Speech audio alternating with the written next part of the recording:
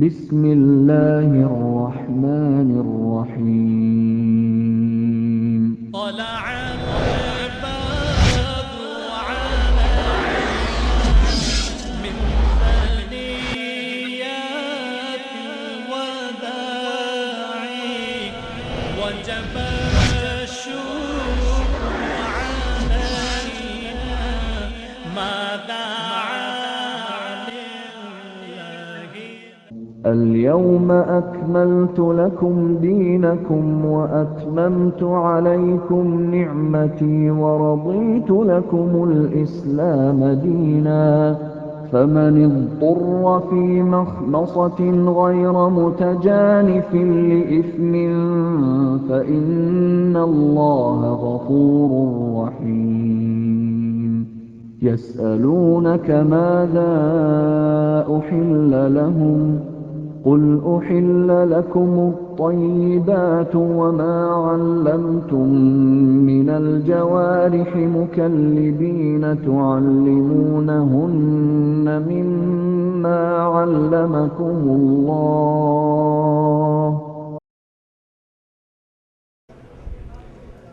إن الحمد لله نحمده ونستعينه ونستغفره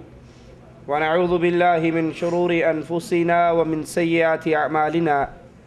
من يهده الله فلا مضل له ومن يضلل فلا هادي له أشهد أن لا إله إلا الله وحده لا شريك له وأشهد أن محمدًا عبده ورسوله أما بعد أعوذ بالله من الشيطان الرجيم بسم الله الرحمن الرحيم يا أهل الكتاب لم تحاجون في إبراهيم وما أنزلت التوراة والإنجيل إلا من بعده أفلا تعقلون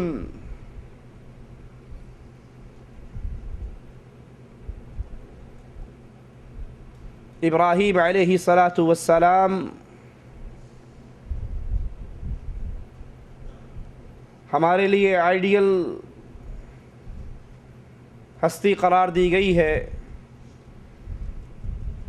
اور اہل اسلام کو ملت ابراہیم پر چلنے کا حکم دیا گیا ہے۔ ابراہیم علیہ الصلاۃ والسلام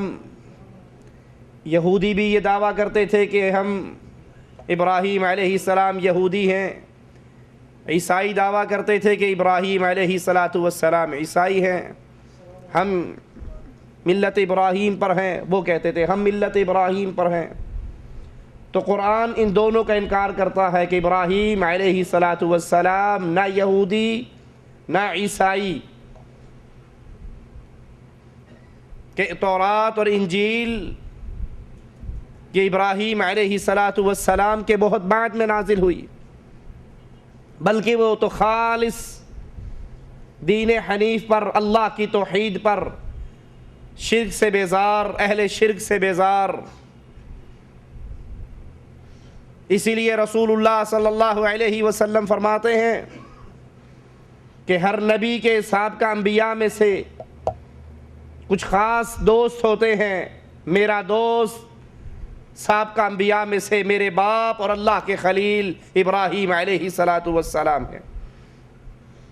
ملت ابراہیمی سے روگردانی کرنے والا کون ہے؟ اس صراط مستقیم کو چھوڑنے والا کون ہے؟ قرآن بیان فرماتا ہے وَمَن يَرْغَبُ عَن مِّلَّةِ إِبْرَاهِيمَ إِلَّا مَن سَفِهَ نَفْسَهُ وَلَقَدِ اصْطَفَيْنَاهُ فِي الدُّنْيَا وَإِنَّهُ فِي الْآخِرَةِ لَمِنَ الصَّالِحِينَ۔ ابراہیم کے دین سے تو وہی اعراض کرے گا جو بے وقوف ہوگا۔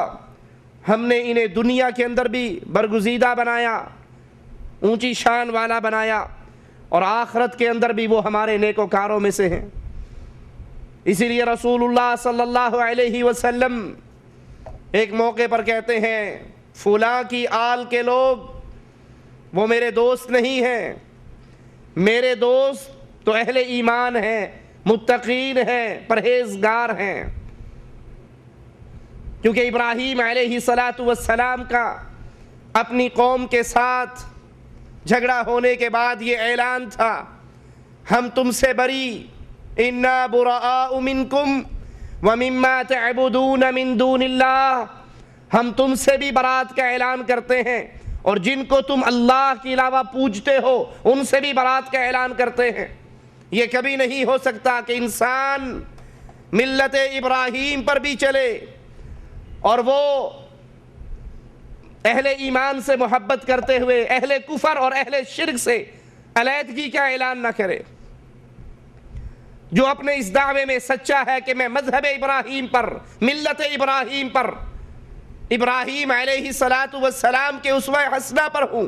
اس کے لیے لازم ہے کہ وہ سیرت ابراہیم کے اس باب کو اپنے لیے روشنی کا مینار بناتے ہوئے اس راہ پر چلے جس پر ابراہیم علیہ السلام چلے تھے۔ قوم کو دعوت دی، قوم کو سمجھایا، باپ کو سمجھایا، بادشاہ کو سمجھایا، اور جب یہ باز نہ آئے تو پھر علی الاعلان آواز لگا دی، میں تم سے بھی بری، تمہارے پوجے جانے والے الہوں سے بھی بری، اور اس وقت تک بری، اس وقت تک ناراض، اس وقت تک تم سے علیحدہ، حتی تؤمنوا باللہ وحدہ، جب تک تم سارے ان بتوں کو چھوڑ کر غیر اللہ کی عبادت سے توبہ تائب ہو کر ایک اللہ عز و جل پر ایمان نہیں لے آتے۔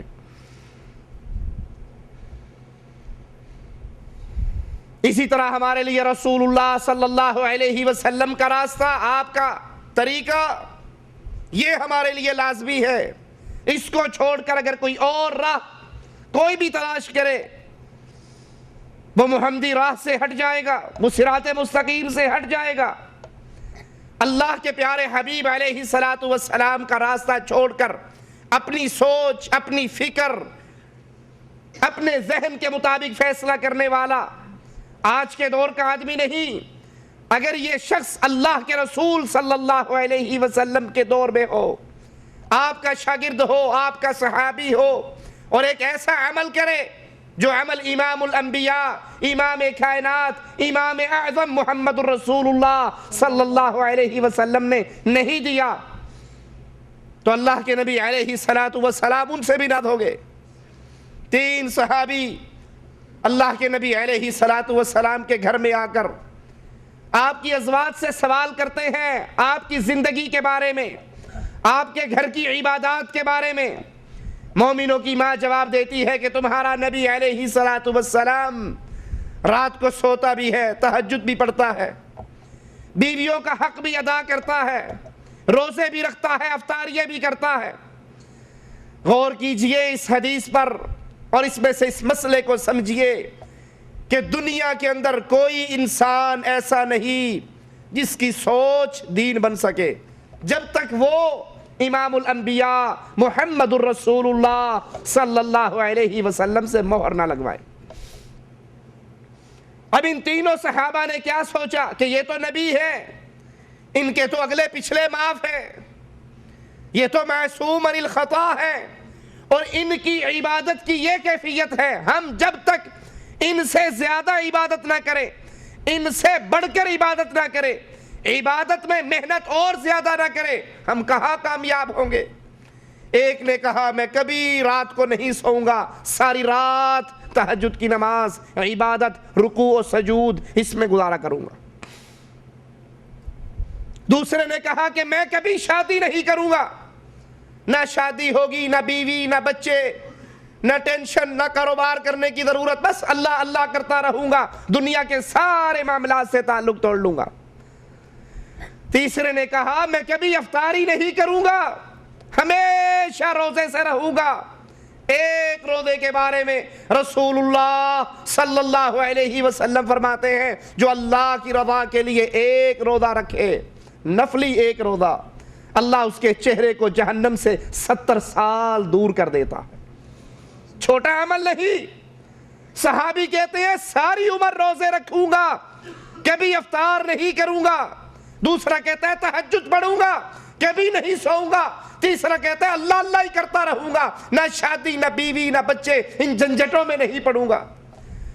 امام الانبیاء گھر آتے ہیں، امام اعظم گھر آتے ہیں، مومنوں کی ماں بتاتی ہے آپ کے شاگرد آئے تھے، آپ کی زندگی کے حالات پوچھ کر پھر یہ کچھ کہہ کر کے رسول اللہ صلی اللہ علیہ وسلم ان صحابہ کو پکڑتے ہیں، ان سے پوچھتے ہیں تم نے یہ دعوے کیے؟ کہا ہاں یا رسول اللہ صلی اللہ علیہ وسلم۔ جواب میں فرماتے ہیں اے میرے صحابہ، میں تم سب میں اللہ سے زیادہ ڈرنے والا ہوں، متقی تم سے زیادہ ہوں، پرہیزگار تم سے زیادہ ہوں۔ جتنا ڈر اللہ کا میرے دل میں ہے کسی کے دل میں نہیں۔ سنو، میں روزے بھی رکھتا ہوں، افطار بھی کرتا ہوں، میں بیویوں کے حق بھی ادا کرتا ہوں، میں رات کو سوتا بھی ہوں، جسم کا حق بھی ادا کرتا ہوں، نماز بھی پڑھتا ہوں۔ من راغب عن سنتی فلیس منی، جس نے میری سنت کو چھوڑ دیا میرا اس سے کوئی تعلق نہیں۔ اب یہ کون ہے؟ کسی شیخ کی بات نہیں، کسی امام کی بات نہیں، کسی پیر و مرشد کی بات نہیں، کسی مولوی کی بات نہیں، شاہ صاحب اور سید صاحب کی بات نہیں۔ یہ سوچنے والے محمد الرسول اللہ صلی اللہ علیہ وسلم کے شاگرد، آپ کے صحابی، آپ کے ساتھی، جن کے بارے میں آپ نے کہا تھا یہ ایک مٹھی جو اللہ کو میرا اگر صحابی دے دے، تم احد پہاڑ سونے کا بنا کر اللہ کو دے دو، اس کی ایک مٹھی جو کے برابر تمہارا ثواب نہیں ہو سکتا۔ لیکن دین کتنا خالص ہے، دین کتنا محفوظ ہے کہ اگر صحابی کی سوچ، صحابی کا فعل رسول اللہ صلی اللہ علیہ وسلم کی سنت کی مہر لگوا کر نہ آئے تو آپ ان کو بھی کہہ رہے ہیں اے ساری رات جاگنے کی باتیں کرنے والے، اے کبھی شادی نہ کرنے کی بات کرنے والے، اے ساری زندگی روزے سے رہنے کی باتیں کرنے والے۔ اب عقل سے سوچو تو ان کے یہ اعمال بظاہر بڑے اچھے، لیکن اچھی بات وہی جو محمد بیان کر دیں صلی اللہ علیہ وسلم۔ لوگ کتنی اچھی بات بنائیں، کتنی پیاری بات کہیں، اگر وہ محمد الرسول اللہ صلی اللہ علیہ وسلم سے منظور ہو کر نہیں آتی، اللہ کی قسم وہ کبھی اچھی ہو ہی نہیں سکتی۔ اللہ کے نبی نے فرمایا فلیس منی من راغب عن سنتی، جس نے میری سنت کو چھوڑا، جس نے میرے راستے کو چھوڑا، جس نے میرے طریقے کو چھوڑا، وہ مجھ سے نہیں، میں اس سے برات کا اظہار کر رہا ہوں۔ غور کیجئے، جب صحابہ کے بعض اعمال رسول اللہ صلی اللہ علیہ وسلم کی سنت کے اگر خلاف قرار پائے، آپ ان سے بھی برات کا اظہار کر دیں۔ میری اور آپ کی زندگی کے کتنے وہ اعمال ہیں جو ہم دین کے نام پہ کرتے ہیں لیکن دین ان سے بیزار ہے، دین کے اندر اس کا کوئی ثبوت نہیں۔ وہ 12 ربیع الاول کے جلوس ہوں، وہ محرم کے جلوس ہوں، وہ رجب کے کنڈے ہوں، وہ شبرات کے حلوے ہو، وہ بابے کی 11ویں ہو، وہ سورۃ یاسین کھانے پہ پڑھی جاتی ہو، وہ گٹھلیوں پہ آیت کریمہ کا ورد ہو، وہ مرنے والے کے لیے اصحال ثواب کے لیے 9واں 10واں 10واں 40واں کل برسی کے سسٹم ہو، یہ سارے اعمال دنیا میں ہو رہے ہیں دین کے نام پہ، اور دین کے اندر اس کے لیے کوئی ایک دلیل بھی نہیں۔ اور ہم پھر بھی سمجھانے والے کو، روکنے والے کو کیا کہتے ہیں؟ جی آپ عجیب بات کرتے ہو، کھانا سامنے رکھ کے قرآن پڑھ لینا کون سی بری بات ہے؟ ہم کہتے ہیں اگر یہ اچھی بات ہوتی نبی پڑھتے، صحابہ پڑھتے، دلیل محمد الرسول اللہ کے عمل سے ہمیں مل جاتی صلی اللہ علیہ وسلم۔ کیونکہ اللہ عز و جل نے ہمیں فطرت اسلام پہ رہنے کا حکم دیا ہے، اس چیز پر پابند کرنے کا ہمیں حکم ہے، پابند ہونے کا حکم ہے جو چیز دنیا کے مولوی بیٹھ کر نہیں بنا سکتے، جو چیز